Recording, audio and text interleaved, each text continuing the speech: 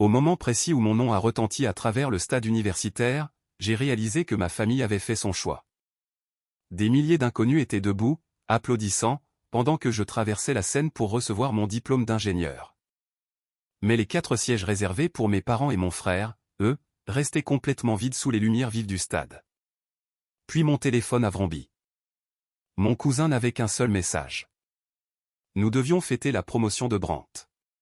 Ça, c'est une vraie réussite. Une remise de diplôme, ce n'est qu'un bout de papier. Je jure que rien dans ma vie ne m'a jamais fait plus mal que de lire ces mots, alors que je souriais pour les photos de fin d'études. À cet instant, j'ai compris que je n'aurais jamais d'importance tant que mon frère se trouverait dans la même pièce. Ce que j'ignorais, c'est que ce n'était pas la pire chose que ma famille avait prévue pour moi. Ce n'était que le début d'une trahison qui allait détruire tout ce que je pensais savoir sur l'amour, la loyauté, et ma véritable place. Grandir dans ma famille, c'était apprendre exactement où se situait votre place dans la hiérarchie, sans que personne n'ait jamais à le dire à voix haute. J'étais Évrin, l'enfant du milieu invisible. J'étais le bouche-trou. J'étais celui qui, supposément, n'avait pas besoin de beaucoup d'attention, d'argent, ou d'amour. Du moins, c'est le mensonge que mes parents, Vin et Mora, se racontaient à eux-mêmes chaque fois qu'ils choisissaient de déverser toutes leurs ressources et leur affection sur mes frères. Mon frère aîné, Brandt, était l'enfant prodige de la famille. Il ne se contentait pas de mériter l'attention, il l'exigeait et l'absorbait comme une éponge. Chacune de ces minuscules et insignifiantes réussites était traitée comme une victoire familiale monumentale. Chaque échec ou défaut majeur était instantanément balayé par des excuses sur la pression qu'il subissait. Puis il y avait Jory, le Benjamin. C'était le petit miraculé, constamment et sans relâche sauvé des conséquences désastreuses qu'il créait pour lui-même. S'il ratait un cours, ma mère pleurait auprès du directeur. S'il détruisait une voiture, mon père blâmait la météo. L'échec ne les a jamais effleurés, car mes parents avaient bâti une forteresse pour les protéger. Et moi? J'ai appris à être le bruit de fond, silencieux et discret, dans leur vie chaotique.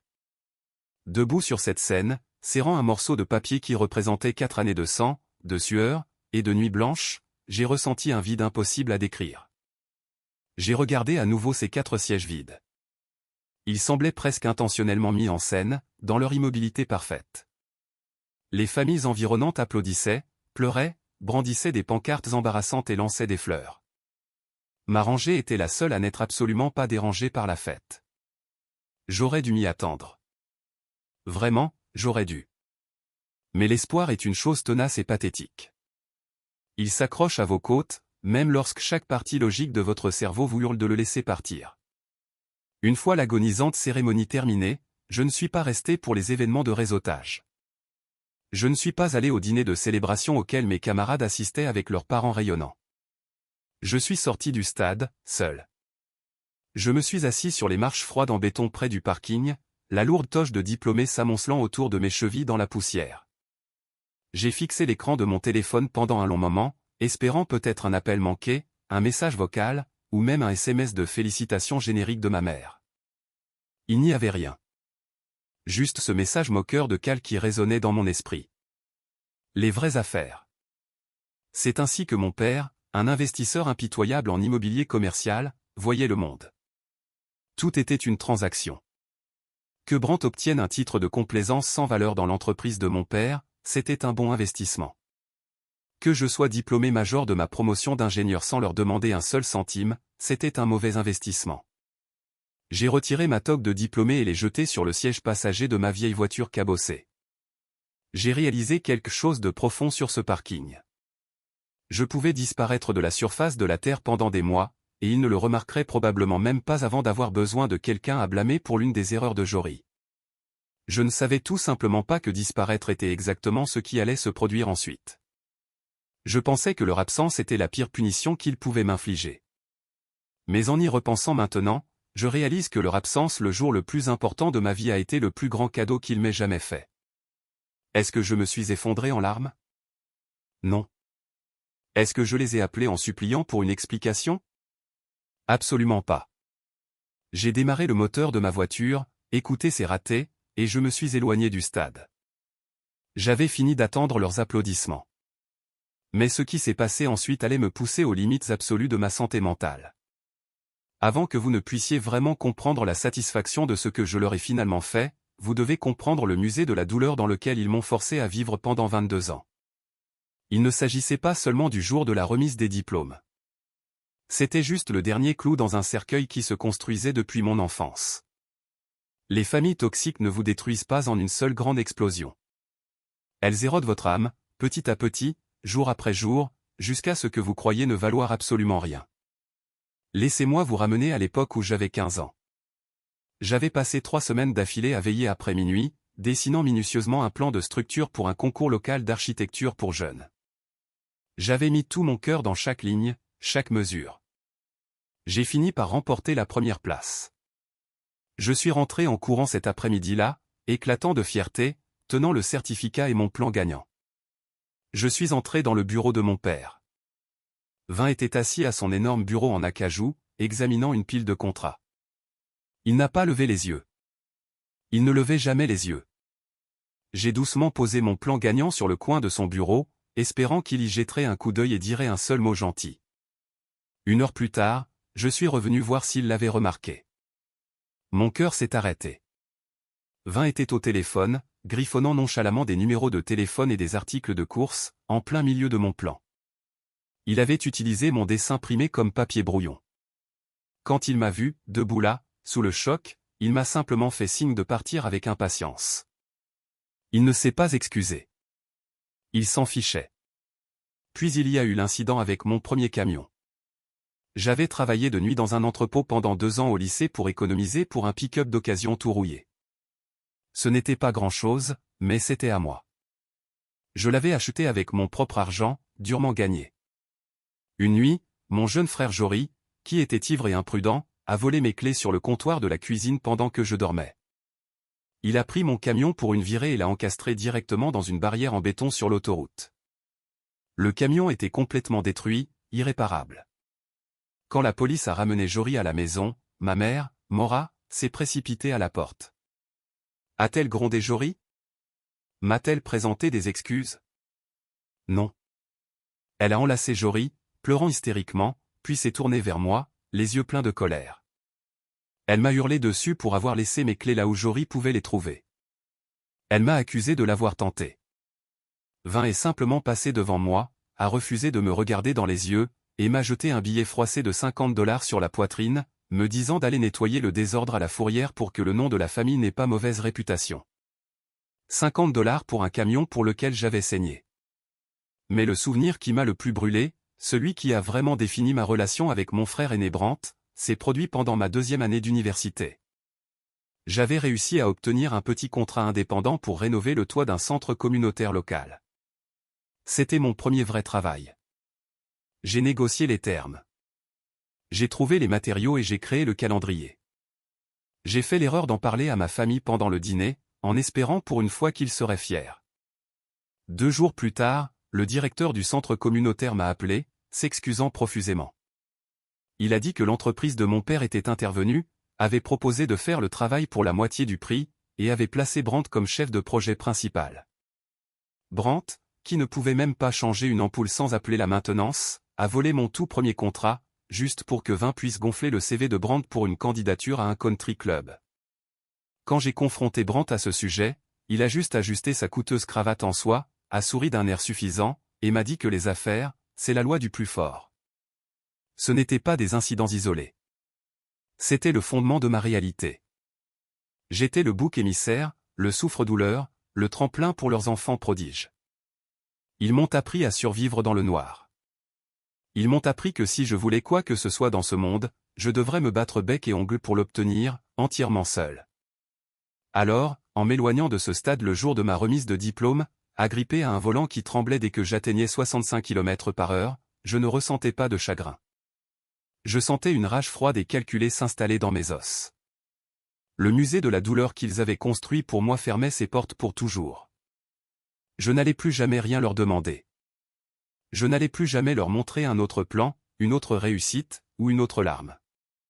Ils m'ont appris à survivre dans le noir. Et l'obscurité, comme ils allaient bientôt le découvrir, dissimule toujours les armes les plus dangereuses. Mais d'abord, je devais toucher le fond. Je devais saigner pour mon avenir. Je me demande s'ils savaient quel genre de monstre ils étaient en train de créer en laissant ces sièges vides. Les 8 mois qui ont suivi ma remise de diplôme, c'était comme vivre dans un vide silencieux et suffocant. Le monde continuait de tourner. Le soleil continuait de se lever, mais aucun son de mon passé ne me parvenait. Mon téléphone restait complètement, douloureusement silencieux. Pas d'appel de ma mère pour vérifier si j'étais encore en vie. Pas de SMS arrogant de mon père me demandant de faire une course. Pas même un salut paresseux de Brandt ou Jory. C'était comme si, à la seconde même où j'avais quitté cette scène de remise de diplôme, j'avais entièrement quitté leur univers. Au début, le silence était assourdissant, mais il est finalement devenu mon armure. J'ai quitté mon appartement universitaire bon marché et j'ai loué une petite chambre misérable au-dessus d'un garage bruyant, dans le pire quartier de la ville. L'air sentait toujours le caoutchouc brûlé et le café rassis. J'ai refusé de travailler pour toute entreprise qui pourrait avoir des liens avec mon père. À la place, j'ai pris un emploi sur un chantier de construction commerciale brutalement exigeant, aux confins de la ville. J'étais ingénieur de formation, mais manœuvre par choix.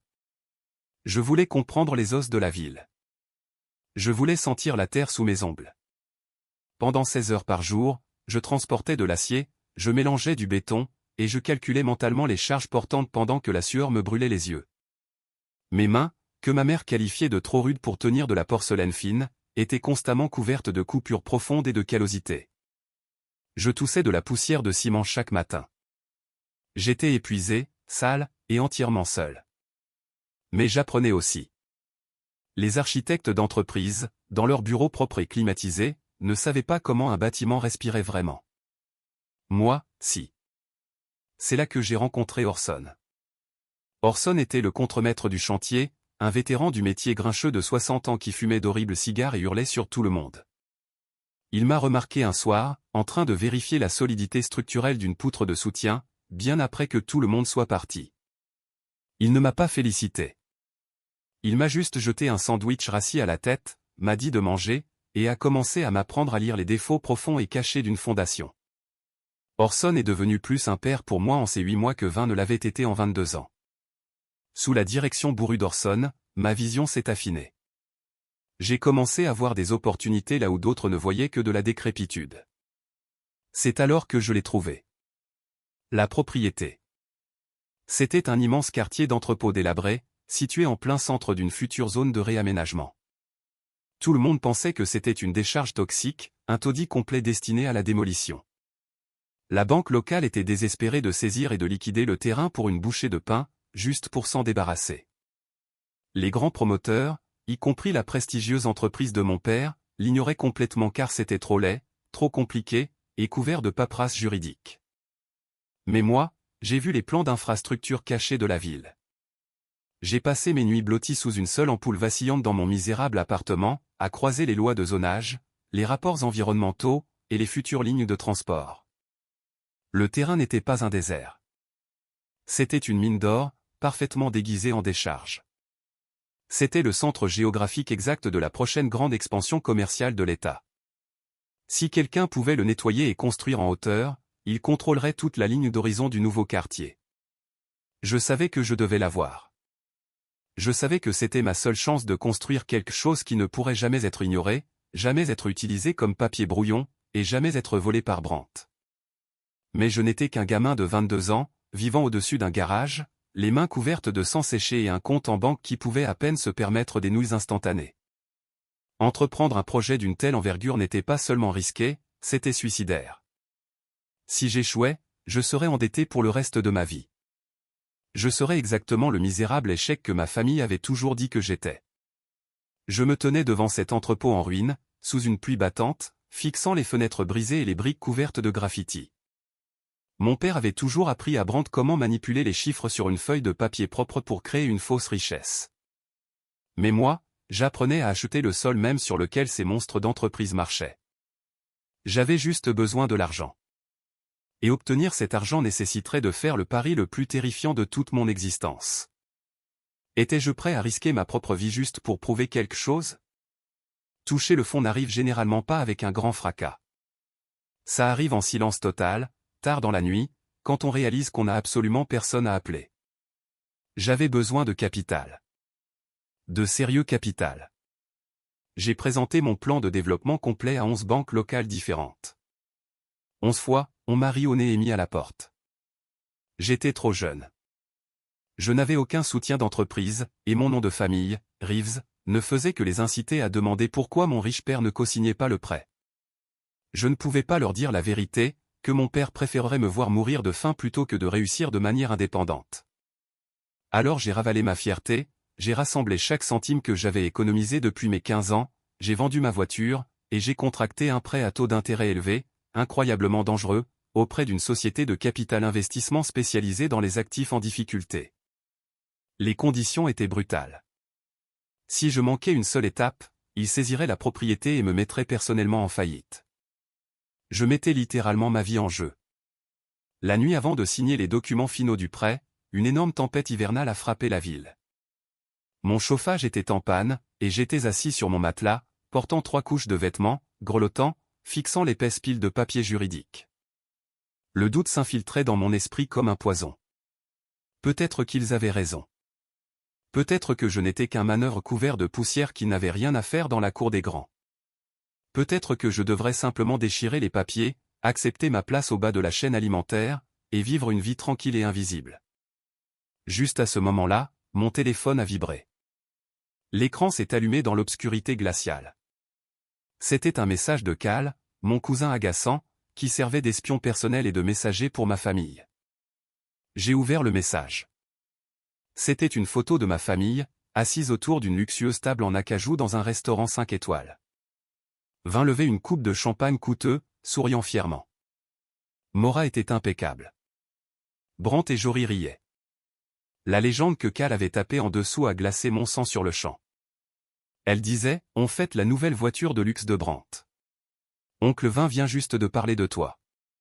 Il a dit, le cœur de métier de cette famille n'est pas fait pour les nettoyeurs de briques et les ratés. J'espère que la poussière a bon goût, cousin. J'ai fixé cette photo pendant 5 bonnes minutes.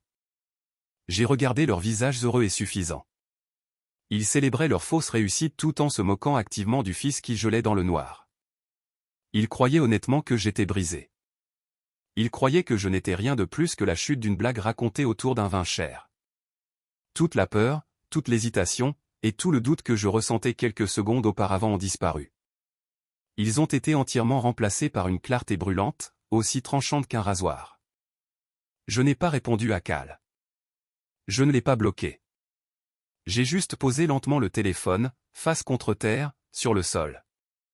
J'ai pris le stylo en plastique bon marché posé à côté des documents. Ma main, meurtrie et abîmée par le chantier, était parfaitement stable. J'ai tourné à la dernière page de l'accord de prêt et j'ai signé mon nom. Evan Reeves. J'ai appuyé si fort que l'encre a traversé le papier. J'étais all-in. J'avais hypothéqué mon avenir, ma santé mentale, et mon âme pour acheter ce terrain en ruine. Le lendemain matin, je possédais officiellement le pire bien immobilier de la ville. Quand je suis entré sur le terrain avec les clés en main, le vent hurlant à travers les charpentes d'acier brisées, Orson m'attendait. Il a regardé la paperasse, a regardé le bâtiment en décomposition, et a craché par terre. « Tu es un parfait idiot, gamin », a grogné Orson en allumant un cigare. « Mais tu es mon genre d'idiot. » Au travail. Il pensait que je ne faisais que nettoyer des briques. Il pensait que je me noyais dans la poussière. Il n'avait absolument aucune idée que sous la crasse et le silence, j'étais en train de poser discrètement les fondations d'une forteresse. Une forteresse qui, un jour, projetterait une ombre si grande qu'elle plongerait leur petit monde parfait dans une obscurité totale. Le temps était compté. Les requins du pré attendaient. La ville observait. Jusqu'où étais-je prêt à me pousser pour voir ma famille chuter? La reconstruction était un cauchemar déguisé en opportunité. Transformer un entrepôt toxique et en ruine en un gratte-ciel commercial de luxe exige un niveau d'obsession qui détruit les gens normaux. Pendant l'année et demie qui a suivi, je n'ai pas dormi. Je n'ai pas eu de vie sociale et j'ai à peine mangé. J'ai vécu entièrement d'adrénaline, de café noir, et de pure rancune non filtrée. L'ampleur du projet était stupéfiante. Je parle de couler 4000 tonnes d'acier renforcé. Je parle d'obtenir 17 permis de zonage municipaux différents d'un conseil municipal qui a activement essayé de m'arrêter 2 fois. J'ai passé 200 nuits blanches à dormir sur un lit de camp dans un bureau de chantier improvisé, écoutant les sons angoissants des machines lourdes et priant pour que les fondations tiennent. Je me suis battu avec des entrepreneurs locaux corrompus, j'ai négocié avec des représentants syndicaux agressifs, et j'ai même dû tenir tête à des membres de gangs locaux qui tentaient d'extorquer de l'argent pour leur protection. Chaque jour était une guerre pour la survie. Mais à travers tout cela, Orson est resté à mes côtés, poussant l'équipe à avancer quand mon énergie faiblissait. Lentement, incroyablement, la ruine a commencé à s'élever. La brique brisée a été remplacée par du verre élégant et économe en énergie. Le bois pourri a été remplacé par une charpente en titane. Le bâtiment est devenu plus grand, plus fort, et plus dominant, perçant la ligne d'horizon de la ville comme un immense doigt d'honneur à tous ceux qui avaient douté de moi. Mais la plus belle partie de tout ce processus épuisant fut un secret que j'ai découvert par pur hasard. Environ 8 mois après le début de la construction, j'examinais des dossiers municipaux publics pour sécuriser mes conduites d'eau. J'ai remarqué un énorme plan de développement de plusieurs millions de dollars déposé par une société écran. Le plan était incroyablement agressif, visant à racheter tout le quartier environnant pour construire un méga complexe d'appartements de luxe et de commerce. Par pure curiosité, j'ai retracé le conseil d'administration de la société écran. Mon cœur a martelé contre mes côtes quand j'ai vu les noms. Vin Reeves, Brent Reeves. Mon père et mon frère pariaient tout l'avenir de l'entreprise familiale sur cette expansion massive du quartier. Ils déversaient tous leurs actifs liquides dans l'achat des terrains environnants. Mais il y avait une faille massive et fatale dans leur brillant plan directeur. Ils ne possédaient pas la propriété d'ancrage. Ils ne possédaient pas le hub central qui connectait le réseau électrique, la ligne de transport principale, et les droits de zonage premium. Ils avaient supposé que l'entrepôt en ruine au centre appartenait toujours à une banque en faillite, pensant pouvoir le récupérer pour une bouchée de pain quand ils seraient prêts à finaliser leur méga-projet.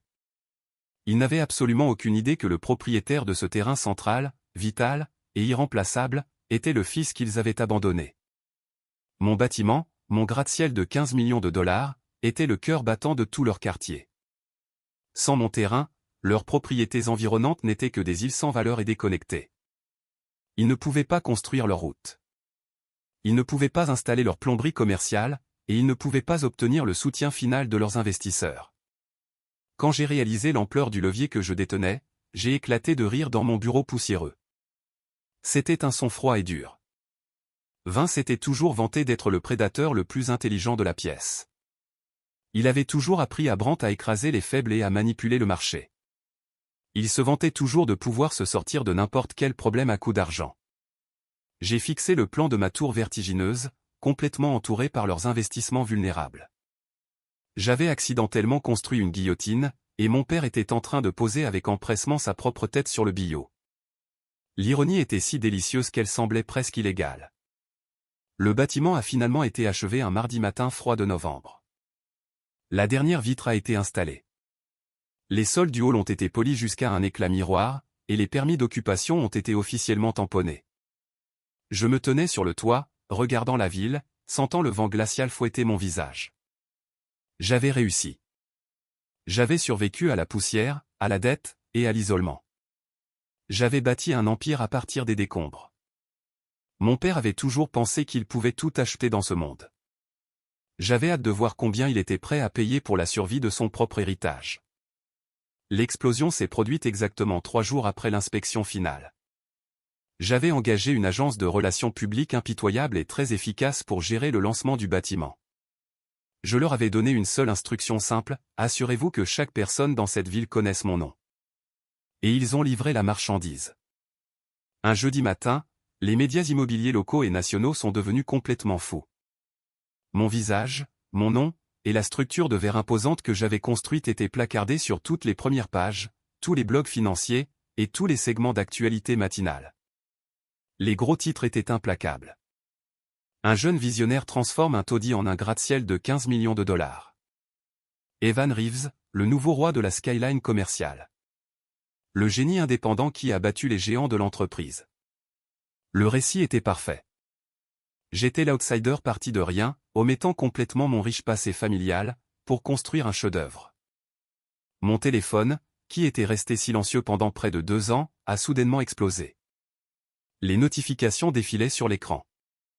Investisseurs, banquiers, politiciens, et anciens camarades qui m'avaient ignoré à la remise des diplômes inondaient soudainement ma boîte de réception de louanges et de demandes de rendez-vous.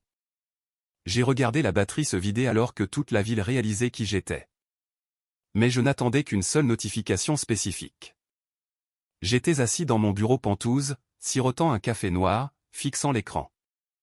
À exactement 10h45, c'est arrivé. Un SMS est apparu. Le nom de l'expéditeur a ralenti mon pouls à un rythme froid et régulier. 20. J'ai ouvert le message. Il disait « Ever, j'ai vu les nouvelles. Nous sommes une famille. Rentre à la maison immédiatement pour dîner ce soir à 18h. Nous devons discuter de ton avenir. » J'ai lu et relu ces mots. Nous sommes une famille. Rentre à la maison immédiatement. Quelle audace! L'arrogance a coupé le souffle de cet homme, après 2 ans de silence total. Après avoir laissé mes sièges de remise de diplôme complètement vides. Après s'être moqué de moi en me traitant de nettoyeur de briques. Dès l'instant où je possédais quelque chose d'une immense valeur, dès que ma valeur nette a grimpé en flèche dans les 8 chiffres, le lien du sang était soudainement redevenu sacré. Ce n'était pas des excuses. C'était une convocation. Il claquait des doigts, s'attendant à ce que le chien obéissant revienne en courant sur le porche avec un sac plein d'argent. J'ai regardé mon reflet dans l'écran sombre de mon téléphone. Je n'étais plus le garçon terrifié et désespéré qui mendiait l'approbation de son père. J'étais un homme forgé dans le béton et l'acier. J'avais de la terre sous les ongles qu'aucune somme d'argent ne pourrait jamais laver, et je la portais comme un badge d'honneur. Je me suis levé de mon fauteuil en cuir, j'ai pris mes clés, et je me suis dirigé vers le placard. Je n'ai pas enfilé un costume italien sur mesure. Je ne voulais pas ressembler à Brandt. À la place, j'ai mis mes bottes de travail à embout d'acier éraflé.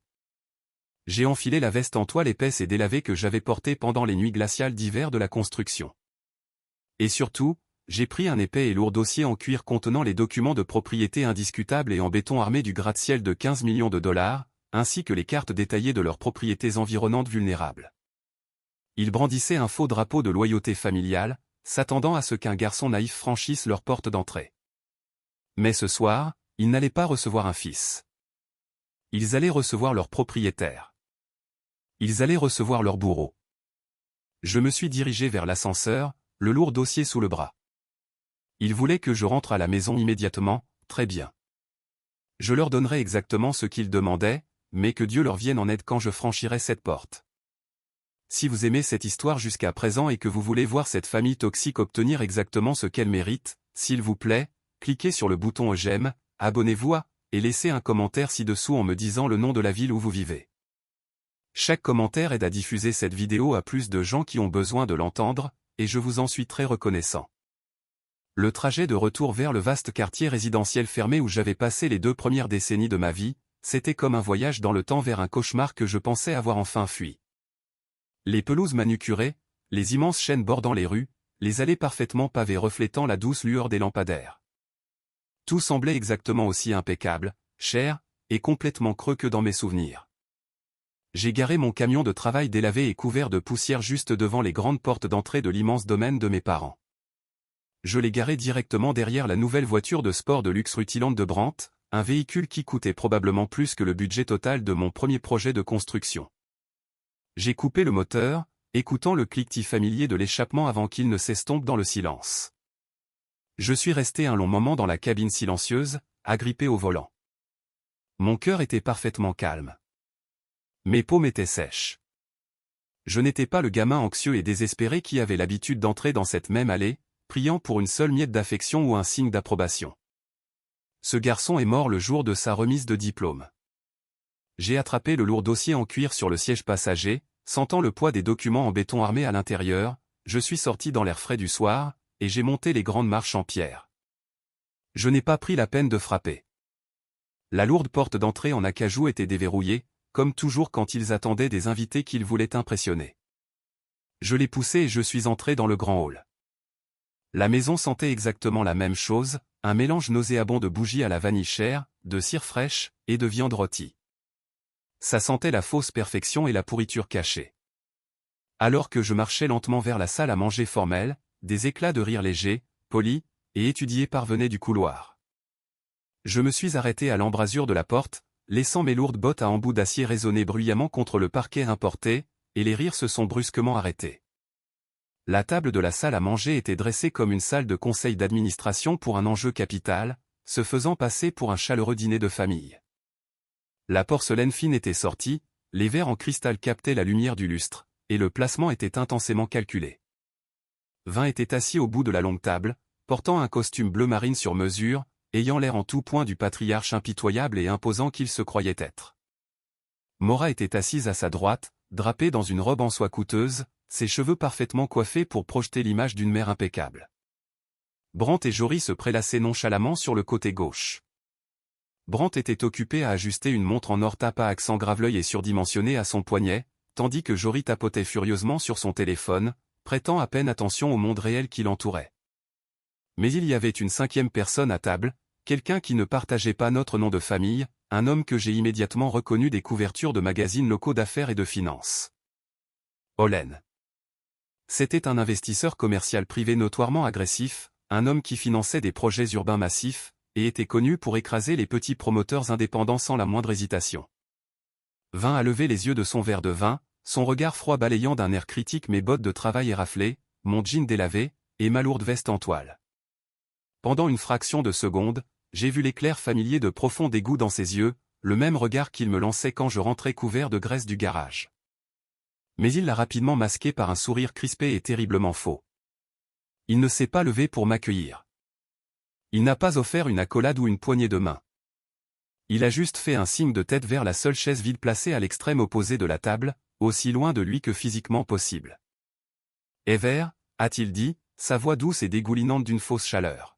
« Tu es finalement venu. Assieds-toi. » Mora est immédiatement passée à l'action, jouant sa performance étudiée pour l'inviter. Elle s'est levée, s'est approchée de moi, et m'a donné une tape légère et incroyablement gênante sur l'épaule, en faisant très attention à ce que sa manche en soie coûteuse ne touche pas ma veste poussiéreuse. « Oh, mon chéri, regarde-toi. Tu nous as tellement manqué dans cette maison. » Sa voix dégoulinait d'une douceur artificielle, mais ses yeux étaient froids, scrutant mon visage, cherchant la vieille vulnérabilité qu'elle avait l'habitude de manipuler. Je ne lui ai pas dit un seul mot. Je n'ai même pas scié. Je suis juste passé devant sa main tendue et j'ai pris ma place désignée au bout de la table. Brandt s'est penché en avant, faisant tourner un verre de vin rouge sombre. Un sourire condescendant et arrogant plaqué sur son visage. « Tiens, regarde qui a finalement décidé de rejoindre le monde civilisé. J'ai entendu dire que tu avais eu un coup de chance, petit frère. Transformer une décharge dans le pire taudis de la ville. Pas mal pour un gars qui nettoyait des briques et transportait du ciment pour le salaire minimum. Mais jouer dans l'immobilier commercial, ça demande un vrai cerveau, Evrin. Ne laisse pas un seul projet chanceux te monter à la tête. » Je me suis servi un verre d'eau glacée dans la carafe en cristal, en prenant tout mon temps. J'ai regardé Brandt droit dans les yeux, observant la lueur arrogante dans son expression, et j'ai souri calmement. Je garderai ça à l'esprit, Brandt. Merci pour ce conseil d'affaires profond et durement gagné. Je les ai laissés jouer leur petite pièce de supériorité. Je les ai laissés établir leur domination devant leurs riches investisseurs. Je savais que plus ils se sentiraient arrogants et en sécurité maintenant, plus leur chute serait dure lorsque la vérité éclaterait enfin. J'ai posé mon lourd dossier en cuir à plat sur la table, juste à côté de mon assiette. Le piège était parfaitement tendu. Le dîner s'est poursuivi avec une politesse exquise et suffocante. Nous avons mangé de l'agneau rôti et des légumes chers, tandis que la conversation se déroulait autour de moi comme si j'étais un fantôme. Olen, l'investisseur milliardaire, m'observait d'un regard calculateur et perçant, se demandant clairement pourquoi le fils sauvage, imprévisible, et éloigné avait été invité à cette table à hauts enjeux. Il n'arrêtait pas de regarder ma veste en toile, puis le dossier en cuir épais posé à côté de mon assiette, essayant de résoudre l'énigme de ma présence. Lorsque les assiettes ont finalement été débarrassées par le personnel de service, Vin s'est bruyamment éclairci la gorge. C'était le signal universel dans la maison des Reeves. Cela signifiait la fin de la fausse réunion de famille et le début du véritable et impitoyable ordre du jour. Il a croisé précisément ses mains sur la table et s'est penché en avant, adoptant son meilleur ton paternel et autoritaire. « Evrin, ta mère et moi sommes incroyablement fiers de ce que tu as réussi à bricoler là-bas dans la poussière, commença Vin, les mots sonnant comme du papier de verre sortant de sa bouche. Mais les articles de presse locaux exagèrent complètement ton petit projet de rénovation. Tu as construit une belle tour, oui, je te donne le crédit pour le travail physique, mais une seule tour de luxe entourée de terrains vagues et d'infrastructures en décomposition n'est rien d'autre qu'une île. C'est incroyablement vulnérable. Tu es complètement dépassé, mon fils. Les coûts d'entretien, les impôts fonciers, les négociations avec les locataires d'entreprise, les frais municipaux, tout ça va te dévorer vivant en une seule année. Tu n'as pas le soutien nécessaire pour survivre à l'hiver. Brandt enchaîna pile au bon moment, se penchant en arrière sur sa chaise avec une confiance suprême et imméritée. C'est exactement ce que papa dit. Tu l'as construite, ce qui est mignon, mais tu ne sais pas comment gérer un actif de 15 millions de dollars.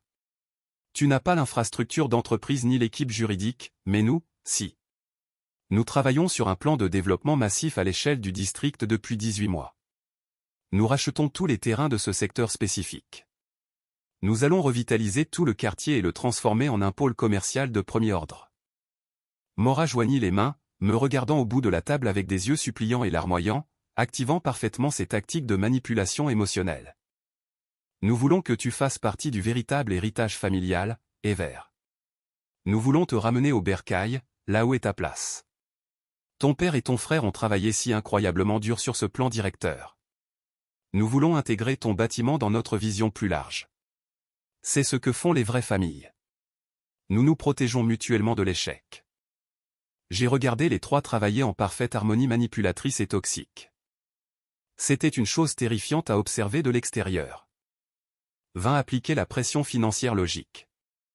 Brandt apportait l'arrogance et le dénigrement pour briser ma confiance. Et Maura utilisait le chantage émotionnel pour me faire sentir coupable de résister. C'était une masterclass en abus psychologique. Olen a finalement pris la parole, sa voix douce, professionnelle, et suintant l'argent. Ton père a une vision vraiment brillante pour la ville, Evrin. Les terrains environnants sont en cours d'acquisition agressive par nos sociétés holdings en ce moment même. Si tu acceptes d'intégrer ta seule propriété dans notre portefeuille d'entreprises massif, nous pouvons créer un pôle commercial unifié et imparable. Nous sommes prêts à t'offrir un rachat très généreux pour te soulager de ce fardeau. J'ai pris une gorgée très lente et délibérée de mon eau glacée, laissant le silence s'étirer jusqu'à devenir inconfortable. Un rachat, ai-je répété doucement, en posant le verre. Et à quoi ressemble exactement ce généreux rachat familial? Écoutons les chiffres, 20. 20 n'a même pas scié. Il m'a regardé avec des yeux froids et morts. Nous te débarrasserons du bâtiment au coût exact de tes matériaux de construction bruts et de la main-d'œuvre.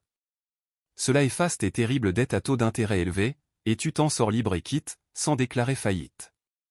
En retour, nous te donnerons un poste de chef de projet junior sous la direction de Brandt au bureau principal.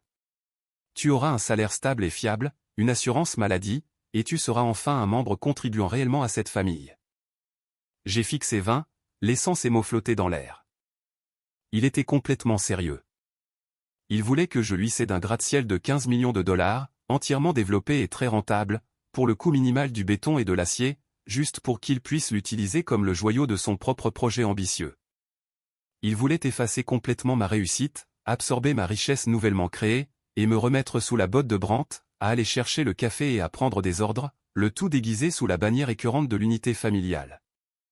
Ils avaient désespérément besoin de mon bâtiment pour rendre leurs propriétés environnantes arides précieuses. Et ils pensaient vraiment que j'étais encore le gamin brisé et désespéré qui le donnerait simplement pour une tape sur la tête.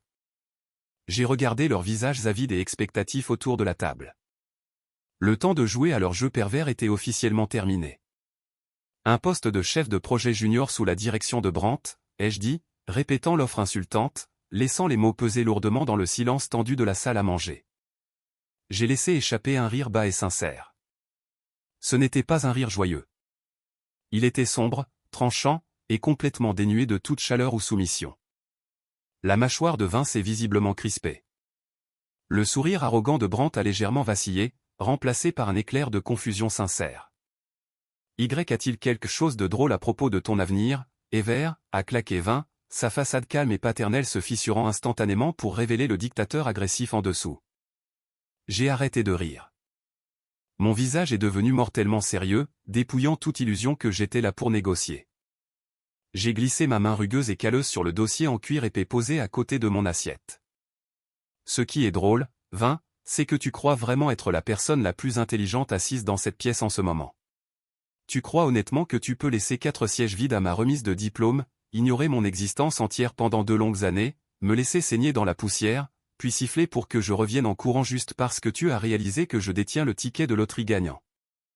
Ever, comment oses-tu parler à ton propre père de cette façon dans cette maison, a Altemora bruyamment, agrippant son collier de perles coûteux avec une horreur feinte, jouant parfaitement son rôle de matriarche offensée. Je l'ai complètement ignoré. J'ai gardé mes yeux froids fixés entièrement sur Vin, en ramassant le lourd dossier. Vous avez secrètement acheté les terrains vagues environnants.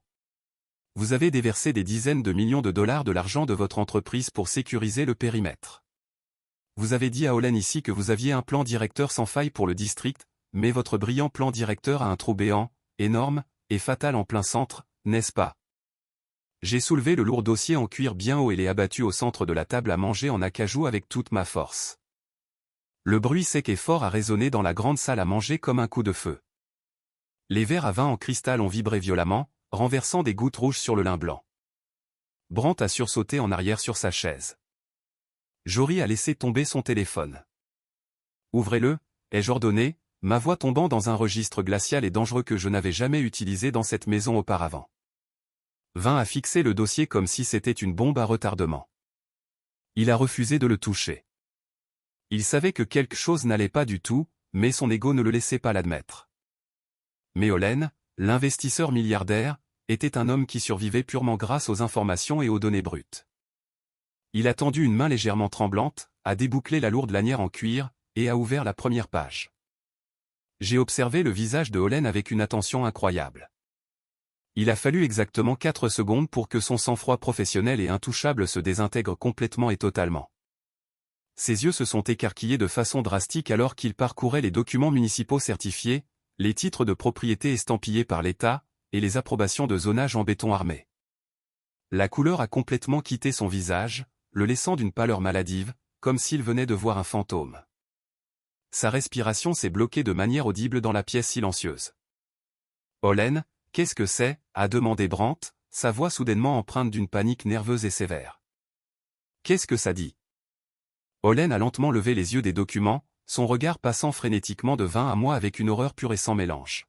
« Vin » a chuchoté Olen, sa voix tremblant si fort qu'il pouvait à peine former les mots. La propriété d'ancrage central, le gratte-ciel au milieu du district. Tu m'as explicitement dit que le propriétaire était un gamin indépendant et désespéré qui plierait facilement face à notre pression financière. Il est désespéré, a grogné Vin, me foudroyant du regard avec une haine pure. C'est mon fils. Il fera exactement ce qui est le mieux pour l'entreprise familiale. Tu ne comprends pas, Vin, a dit Olen, sa voix montant en panique brute alors qu'il tournait agressivement les 2e et 3e pages des documents juridiques. Il ne possède pas seulement le bâtiment. Il possède les droits de zonage commercial exclusifs pour tout le rayon de 3 pâtés de maison. Le conseil municipal lui a accordé un monopole d'infrastructures localisées parce qu'il a revitalisé une zone toxique morte. Il possède les droits sur le réseau électrique. Olen a claqué l'épaisse pile de papier sur la table, regardant Vin avec une fureur pure et déchaînée. Si nous voulons faire passer des lignes électriques, des conduites d'eau commerciale, ou des accès de transport vers n'importe lequel des terrains environnants que nous venons d'acheter, nous devons lui payer le prix exorbitant qu'il demande. Il détient les clés de tout le district.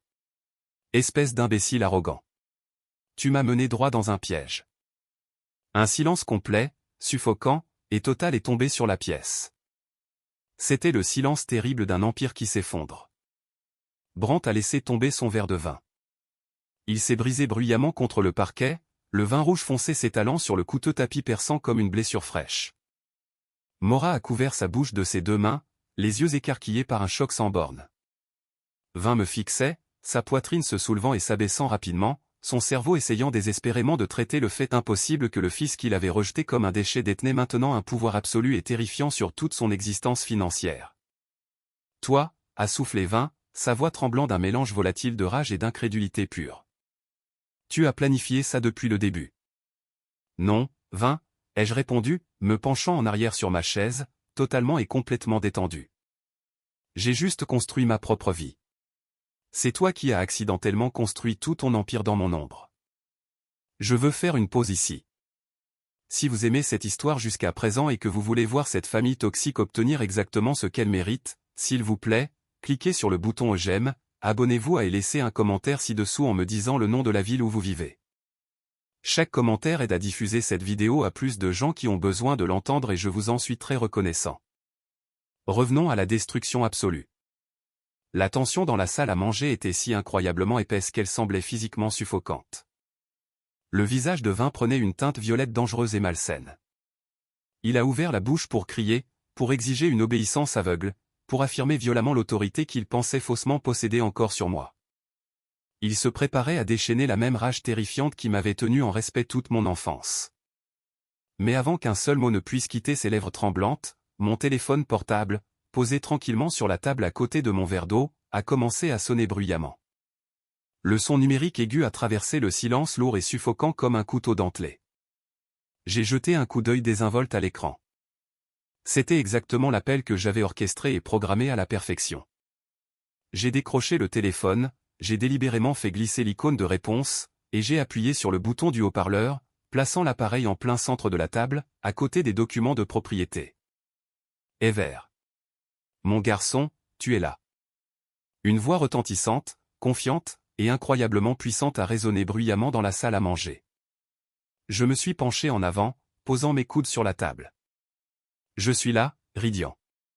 Tu es sur haut-parleur avec ma famille et Monsieur Hollen. Ridian était le directeur principal de la commission d'urbanisme et de zonage de la ville. C'était un homme de fer, complètement insensible au pot de vin, à la pression politique, et à l'intimidation d'entreprises sur lesquelles des hommes riches comme mon père comptaient pour voler des terres. Ridian avait personnellement vu à quel point je m'étais battu pour nettoyer ce quartier quand tout le monde l'avait abandonné à la pourriture, et il me respectait énormément pour cela. Hollen a reconnu la voix puissante immédiatement. L'investisseur milliardaire s'est affalé sur sa chaise, complètement vaincu, comme si la vie avait été aspirée hors de lui. Excellent, la voix de Ridian crépita clairement à travers le haut-parleur du téléphone, remplissant la pièce silencieuse. Je voulais juste appeler pour te donner la nouvelle officielle personnellement avant qu'elle ne paraisse dans la presse demain matin. Le maire a officiellement signé les permis d'expansion finaux du district il y a exactement 1 heure. Ton gratte-ciel de 15 millions de dollars est officiellement et légalement désigné comme le pôle commercial et de services publics principal du nouveau secteur. Cela signifie que tout développement environnant, et je vois que certaines entités corporatives avides ont aveuglément acheté la poussière du périmètre, doit soumettre ses plans d'intégration d'infrastructures directement à toi pour approbation. Tu as un pouvoir de veto absolu sur l'eau, le réseau électrique, et les routes d'accès. Evrin, félicitations, gamin. La ligne d'horizon t'appartient. Merci, Ridian. J'apprécie l'appel et toute ton aide, ai-je dit calmement, maintenant un contact visuel ininterrompu et perçant avec Vin tout le temps. Ne me remercie pas, gamin. Tu l'as mérité avec du sang, de la sueur, et de la poussière pendant que ces vautours d'entreprise restaient confortablement sur la touche. Bonne soirée. La ligne s'est coupée. La confirmation était absolue et irréversible. Ce n'était pas juste un morceau de papier. C'était tout le poids écrasant du gouvernement de la ville qui me soutenait. Je les avais légalement, financièrement, et stratégiquement déjoués sur tous les fronts. Il n'y avait aucune faille. Il n'y avait aucun pot de vin que Vin pouvait payer pour arranger ça. Vin ressemblait à un homme qui venait d'être jeté par la fenêtre d'un 10e étage et qui attendait impuissant de s'écraser sur le béton. Ses yeux passaient frénétiquement d'un bout à l'autre de la pièce, fixant les murs, fixant le verre brisé sur le sol, cherchant désespérément une issue, une faille juridique, une faiblesse à exploiter. Mais il n'y avait absolument rien. L'immense empire immobilier qu'il avait passé des décennies à construire par la manipulation et la cruauté dépendait maintenant entièrement de la miséricorde du fils qu'il avait traité comme un déchet. C'est complètement illégal, a soudainement crié Brandt, sa voix se brisant hystériquement alors qu'il pointait un doigt violemment tremblant directement sur moi. Tu ne peux pas faire ça. Nous avons mis des dizaines de millions de dollars dans ces terrains environnants. Tu as volé notre avenir. J'ai tourné mon regard froid vers mon frère aîné. L'enfant prodige transpirait abondamment. Son costume sur mesure coûteux semblait soudainement beaucoup trop grand pour lui. Je n'ai rien volé du tout, Brandt. J'ai acheté un terrain vague toxique que tu avais trop peur de toucher. J'ai construit quelque chose de magnifique à partir de ça, de mes propres mains. c'est vous qui avez aveuglément acheté les terrains environnants, en supposant avec arrogance que vous pouviez simplement intimider le propriétaire vulnérable pour le chasser du centre. Vous avez joué à une partie de Monopoly très dangereuse, et vous avez perdu. J'ai fait une pause, me penchant plus près de lui, laissant mes mots s'enfoncer dans son cerveau paniqué. Les affaires, c'est la loi du plus fort. N'est-ce pas, Brandt? N'est-ce pas exactement ce que tu m'as dit quand tu as volé mon contrat de toiture il y a des années? Brandt a ouvert la bouche pour crier à nouveau, mais aucun son n'est sorti. Il a regardé désespérément Vin pour de l'aide, pour le salut, pour que son père règle le problème comme il le faisait toujours. Mais Vin était complètement paralysé. La prise de conscience de sa défaite totale et inéluctable lui coupait le souffle.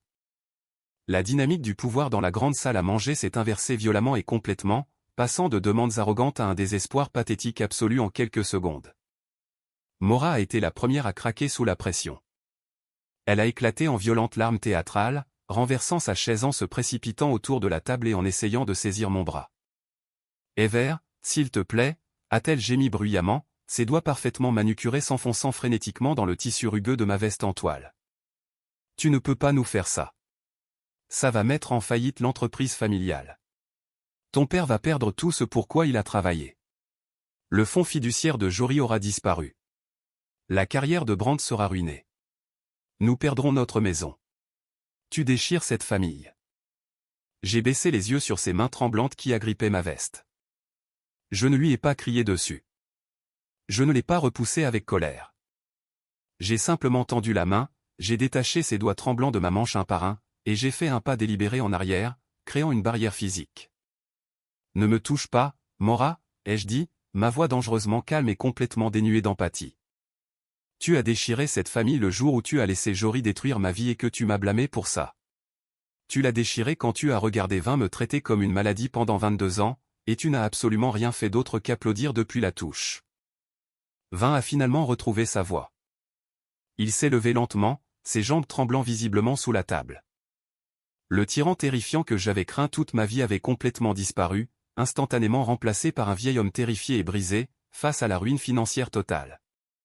« Ever, mon fils, s'il te plaît, soyons raisonnables. » Il a dégluti difficilement, son ego massif se brisant en 1 million de morceaux juste devant moi. « Je te ferai un partenaire à part entière, parts égales avec moi. Brandt démissionnera immédiatement. Tu peux diriger toute la branche développement de l'entreprise. Juste signe les papiers d'intégration ce soir, s'il te plaît. Nous perdrons tout si ces terrains environnants restent vides. » Je suis resté là à regarder le grand et intouchable Vin Rives supplier. C'était le moment exact dont j'avais rêvé de manière si vivide pendant toutes ces nuits glaciales à dormir sur un lit de camp sur le chantier. Tous ces jours à tousser de la poussière de ciment. Toutes ces années à me sentir invisible et sans valeur. J'ai toujours pensé que ce moment précis m'apporterait une joie immense et explosive. Je pensais que je sentirais le triomphe couler dans mes veines. Mais en les regardant maintenant, tremblants, pleurant, pathétiques, se dépouillant de leur dignité pour de l'argent, je n'ai absolument rien ressenti. Ni colère, ni joie, juste un vide froid et incroyablement lourd. Ils n'étaient plus des monstres. Ils n'étaient que des gens faibles et remarquablement avides. « Partenaire » ai-je répété, secouant lentement la tête avec dégoût. « Tu penses vraiment que je veux être partenaire d'une entreprise en faillite, construite sur des mensonges et des contrats volés? Tu penses que je veux m'asseoir dans un bureau à côté de toi? » J'ai tendu la main et j'ai ramené le lourd dossier en cuir vers moi, fermant la lanière avec un claquement définitif. « Je ne te vends rien, Vin.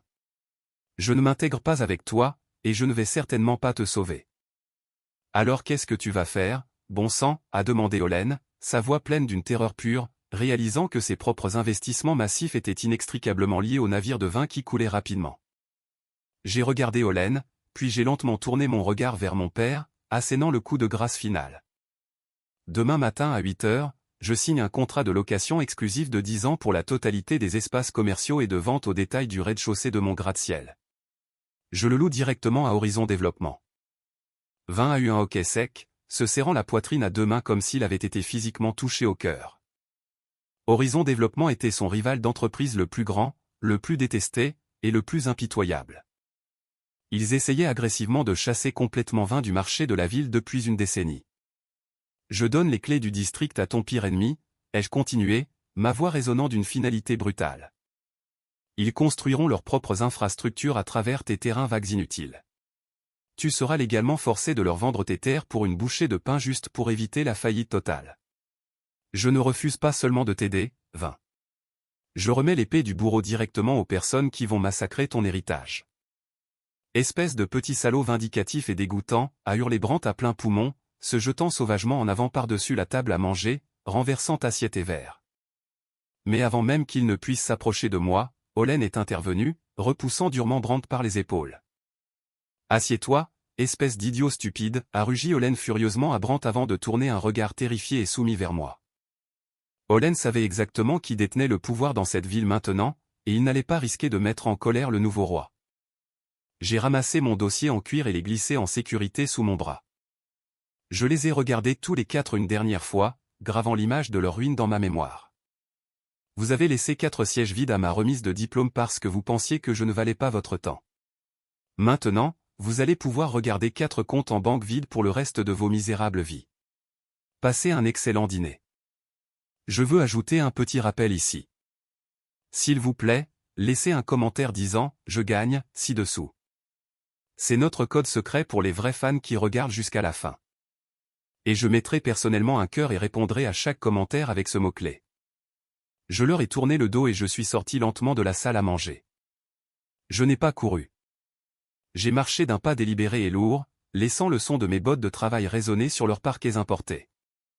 Derrière moi, la salle à manger a sombré dans un chaos absolu et déchaîné. Je pouvais entendre Brandt crier furieusement sur Olen, reprochant à l'investisseur de ne pas avoir fait plus de recherches.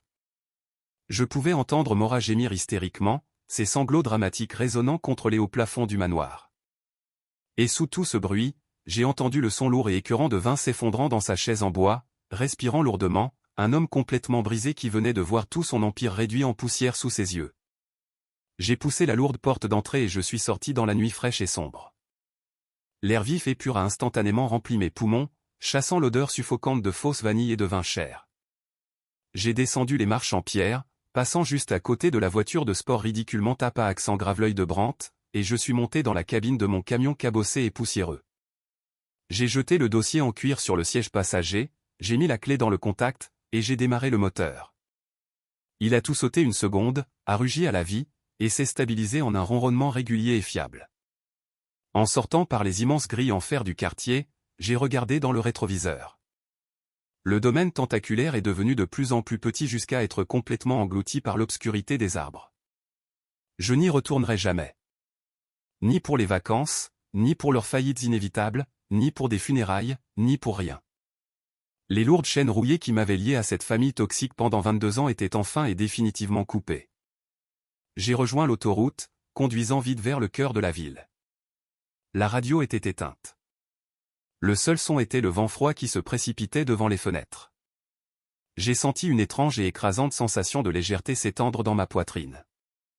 J'avais passé toute ma vie à essayer de prouver ma valeur à des gens qui étaient complètement aveugles par choix. J'avais failli me détruire en essayant de gagner une place à une table qui était pourrie jusqu'à la moelle. Mais là-bas, dans la poussière, le béton et l'acier, j'avais construit ma propre table. En approchant du centre-ville, la ligne d'horizon a commencé à s'élever autour de moi. Les néons défilaient, peignant la ville sombre de couleurs vibrantes. Et là, dominant absolument tout le reste, en plein centre du district, se dressait mon gratte-ciel. Le géant de verre de 15 millions de dollars brillait intensément contre le ciel nocturne, servant de phare massif de survie, de résilience, et de force inébranlable. Ce n'était pas seulement un bâtiment de béton et de verre. C'était la preuve absolue que j'existais. C'était la preuve que j'avais de l'importance. Je suis entré dans le garage souterrain privé, j'ai garé mon camion à ma place réservée, et j'ai pris l'ascenseur privé jusqu'au dernier étage. Je suis entré dans mon Pantouse inachevé. Les immenses baies vitrées du sol au plafond offraient une vue panoramique à couper le souffle sur la ville scintillante en contrebas. Je suis resté là, dans le silence, à regarder le monde pour lequel je m'étais battu et que j'avais conquis. Mon téléphone a vibré violemment dans ma poche. C'était un barrage de SMS frénétiques de Jory, me suppliant de reconsidérer, plaidant qu'il avait désespérément besoin de son fonds fiduciaire pour payer d'énormes et dangereuses dettes de jeu. Je n'ai pas lu le reste. J'ai simplement éteint complètement le téléphone et l'ai jeté sur une table voisine. Le silence dans mon pantouse n'était pas le silence douloureux et isolant du jour de ma remise de diplôme. C'était le silence paisible et victorieux d'un homme qui avait enfin trouvé sa vraie maison. Ils pensaient pouvoir me briser en m'ignorant. Au lieu de cela, ils m'ont juste donné le silence parfait dont j'avais besoin pour construire une bombe.